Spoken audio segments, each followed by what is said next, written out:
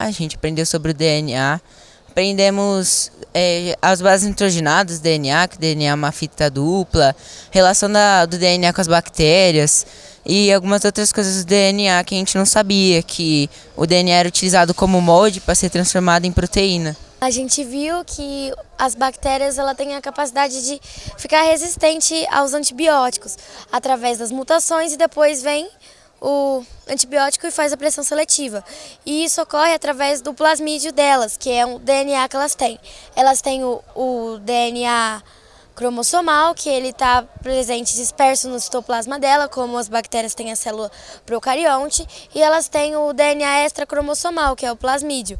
E nele tem as informações para a bactéria se tornar, através da seleção, resistente a certo antibiótico. A gente viu que o DNA, ele é uma dupla hélice formada pelas bases nitrogenadas, e o plasmídio, nas imagens que a gente viu, ele era meio redondo assim.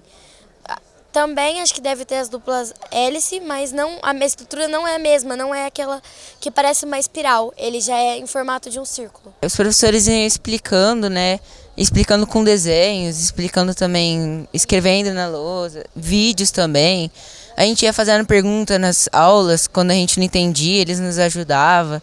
A gente fez aulas práticas também, como extrair o DNA do morango para poder aprender mais sobre o DNA. A gente aprendeu também que quando a gente vê o DNA no microscópio, a gente não consegue enxergar ele.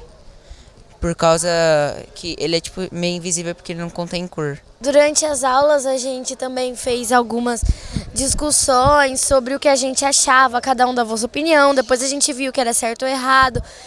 Entregamos pesquisas, debatemos, fizemos até uma brincadeira assim, numa aula a gente fez um passa ou repassa, que a gente tinha as perguntas relacionadas com todos os temas que a gente aprendeu. Entre eles tinha transgênicos, sobre plantas, sobre transcrição e tradução, sobre estrutura do DNA, sobre RNA, as diferenças, que a gente fez essa brincadeira que ajudou a gente a aprender também. Tudo começa por uma enzima chamada helicase.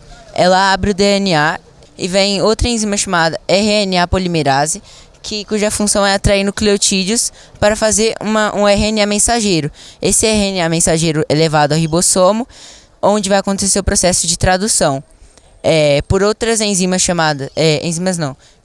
por uns RNAs transportadores que levam o aminoácido, e solta esse aminoácido após fazer esse processo de tradução no ribossomo, e vários desses aminoácidos formam a proteína.